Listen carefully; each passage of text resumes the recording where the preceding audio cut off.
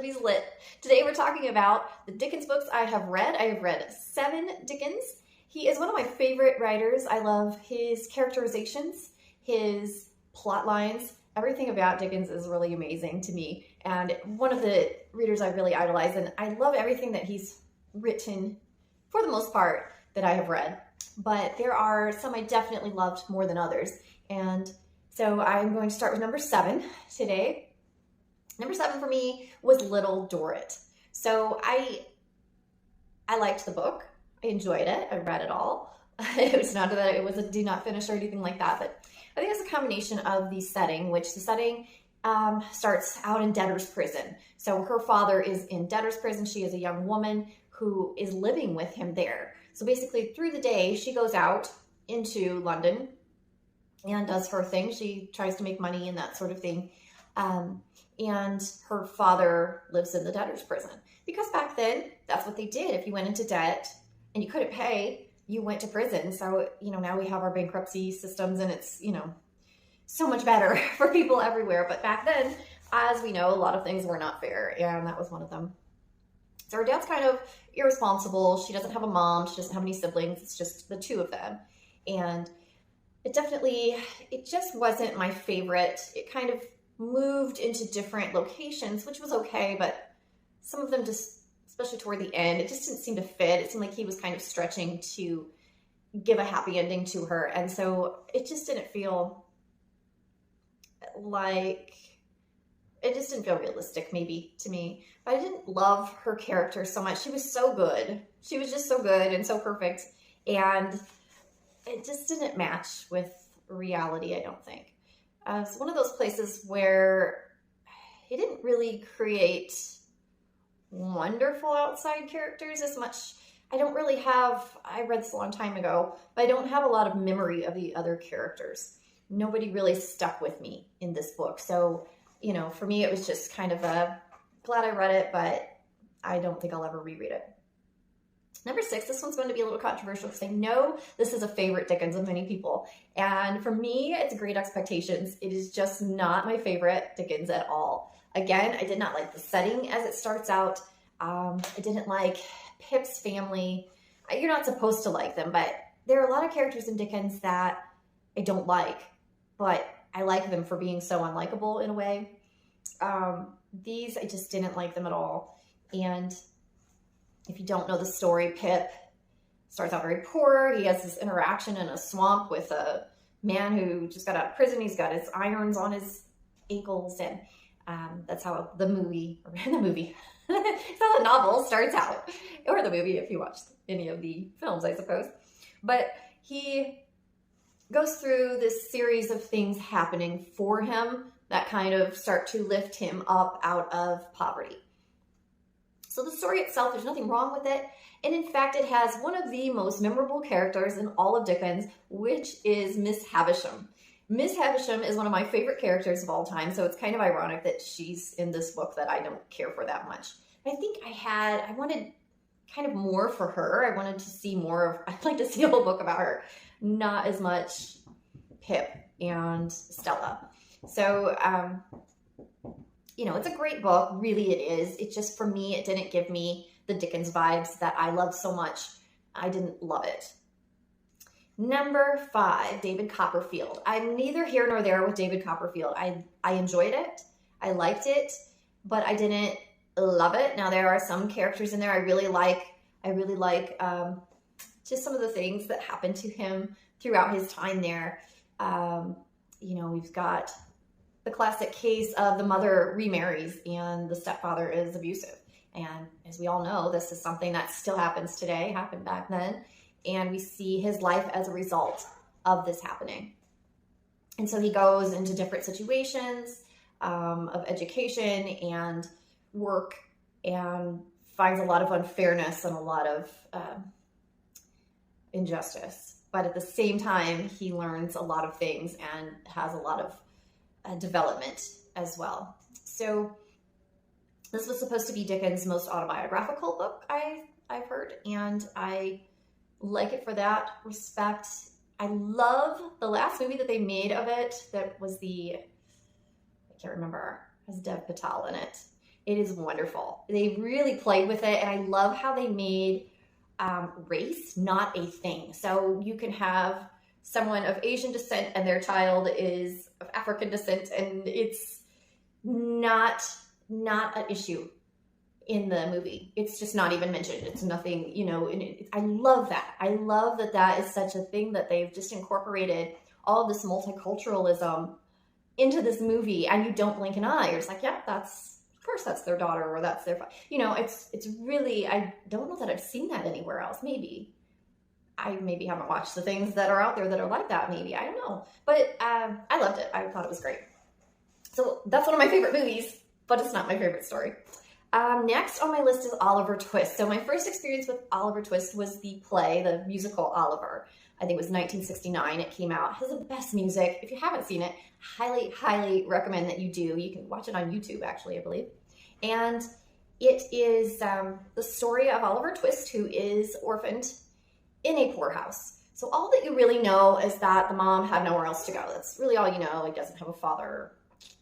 And he goes from the poorhouse, the workhouse, into a situation because he dared ask for more, which he asked for more porridge, I believe. And then he gets taken in, sold basically to, I think it's a funeral parlor first. And then he just kind of bounces around and goes into different situations and ends up kind of running off to London, where he picks up with the wrong crowd. And Oliver, juxtaposed next to these hardened criminals who are children and one man, well, kind of a network of men, but mainly the one. It's a really great story, and I love Oliver Twist. I didn't put it as my favorite because it's more of a simpler story, I think, than some of Dickens' books. It has really stuck with me. I love the character of Oliver. I love Jack Dawkins. I love Nancy. And it's a great story. I really recommend reading Oliver Twist. A lot of people don't love Oliver Twist. I'm not really sure why. I do know he refers to Fagin, who is the man who's running the thievery. He is referred to very much as the Jew. So that's very off-putting. But we do have to understand that at the time that Dickens wrote this, that was, you know, something that was acceptable to the majority of readers, unfortunately. And so we can't go back and change how he wrote that. We can't go back and say, hey, Charles, you know, we don't say that. But I don't want it to take away from the whole story. At the same time, I don't want anyone looking at it and thinking, you know, to judge somebody based off that either. So I think that's part of the reason people do not love Oliver Twist as much as they could. Moving on to number 3, Tale of Two Cities. So I guess I could have maybe made Oliver Twist and Tale of Two Cities even, but Tale of Two Cities has the most magnificent ending. I don't know of any book maybe, but it is so good. It's so good. And a lot of people were made to read Tale of Two Cities in school. They don't love it. It's not their favorite. I urge a reread if that's the case for you, because first of all, if you don't know a lot about the French Revolution, it's excellent for learning about it and learning about it from the perspective of people involved. So understanding really the depth of the poverty of people who needed to have change, or they were, you know, starving to death. We can't have that. So people rose up, and I mean, the violence and what they were able to do, I mean, it was terrible and yet necessary. And you don't really know who to cheer for in this, but you're really looking at the underdog, I think, more than anything. At least I was. But the ending is fabulous. I won't give it away in any way at all, but it is well worth reading. Let's see. Next on my list is A Christmas Carol. So I was thinking, a lot of people talk about what's your favorite book of all time and what's the story that has most had an impact on you. For me, although I won't say it's my favorite book, it's a shorter story. Christmas Carol. I've watched so many of the versions of Christmas Carol. I haven't watched the very oldest ones, but the George C. Scott version I love. The Albert Finney musical is so good. In fact, it's very similar to Oliver. I don't know if it's the same music, the same people directing that or anything. I haven't looked into that, but it's just fabulous. It's just so good. But mostly for me, the story of A Christmas Carol, I think, really formed my idea of what Christmas is and what it should be, and of morality as well. And it really gave me a sense of empathy early on, very early on, that I kind of look at people and I think, how could you ever watch this or read it and not change and not see that the most important thing is caring about other people and caring about other situations outside of yourself and being more open to the pain in the world, being more aware of the pain in the world. So I guess I'm a super sensitive person. It's something I've come to realize later in life that not everyone is, and in fact, most people aren't. But for me, that was transformative at a young age. And I still watch it every year. I watch Christmas Carol, at least those two versions. My cat's having an issue over there. It's just a very important story. So if you haven't read it, if you've only seen the movies, or if you don't watch the movies every year, I urge you to do it, because it's just a great story. It's an easy story to read really quickly as well. You can probably read it in one day. Moving on to my very favorite Dickens. So my favorite Dickens might not be that of everybody, but I think it is his best. I think it is the best thing he ever wrote in terms of depth and complexity and mystery and character. And I just got chills. I just got chills. The ironic thing is this book took me 20 years to read. I got it from my grandparents when I was in high school. And I started to read it. And I loved it. But it's kind of one of those things where I didn't want to consume it. I wanted to let it linger. And I sure did, because I didn't read it again until, oh gosh, I was pregnant with my sons. It was like 18 years ago. Finally read it. And it's so good. The idea of the book is Jarndyce and Jarndyce is the legal proceedings for this inheritance. And it's been in Chancery forever, and it's not going anywhere. It's a case that is not going anywhere. He makes that very clear in the beginning of the book, and yet the whole book is about people thinking it's going somewhere. So I love the beginning. The opening of the book is about the fog. I mean, he just waxes on about the fog, and maybe that's not your thing, but for me, the way that he did that, it was like the fog was a live thing. And again, I got the chills. I love good writing. And I just fell in love with that book. You've got Esther is the young woman who doesn't really understand her parentage, where she came from. She was raised by an aunt who was very unloving and unkind to her. She is taken in by Mr. Jarndyce. She gets to be kind of his housekeeper. And she is a character in and of herself. She's very smart and not really entirely sure of herself because, she is in this precarious situation. If you're a woman back then and you don't have any family to speak of, it's really hard to think you're going to marry well or do well in life. And if you read Dickens at all, I'm going to throw this in there kind of randomly, but there's a book called The Five, and it is about the victims of Jack the Ripper. But it gives you such an idea of how women struggled to be anything, to not live on the streets, to be successful, and how quickly and easily one little thing that could happen in their lives could put them on the street. So anyway, that's a great book. If you want to get some idea about, what life could hold for a woman in Victorian times, it was really, really precarious and frightening.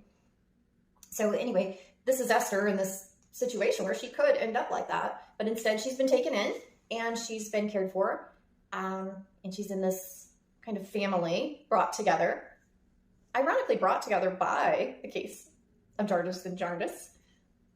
And it's just really, there's kind of a love story, but it's not Esther's, well, I don't want to give too much away, but it has some of the most memorable characters for me. It has Skimpole. So Skimpole is this guy who comes around. He's kind of a friend, but not really. And he just lives off other people. And he's like, oh, I'm just a child. I'm just a child. He, can't be expected to work or hold down a job. He's irresponsible, And he's just so funny, but irritating. And then you have Mrs. Jellyby. And Mrs. Jellyby is all about helping charities everywhere, but in her own household, everyone's running amok, and her eldest daughter is being completely neglected as far as, getting her in any kind of position of work or marriage or anything. She's left to her own devices. And so it's just very memorable characters. And Caddy herself is very memorable, very likable, and fascinating. There's so many characters in the book. The street sweeper is so moving and heartbreaking to me. And the fact that Dickens can take a street sweeper who might have nothing to do with anything and make him a part of the story and break your heart with him. I love Dickens so much. I love what he was capable of doing on the page. It is magnificent. And Bleak House is, in my opinion, his greatest work, his greatest achievement. And it's long and can be a little bit tough to read, but I'm telling you right now, even if it takes you 20 years, it is worth your time. And you will always remember that book. So that is my quick and easy update of what I think of Dickens so far. I've only read 7. There's several more to go, and I want to get to them. But there's so little time and so many books. I know that you know what I'm talking about. So I hope that you have a fabulous rest of your week, and thank you so much for tuning in. Like or subscribe, or like and subscribe. It means a lot to me if you do. And thanks so much for watching. We'll talk again later. Bye.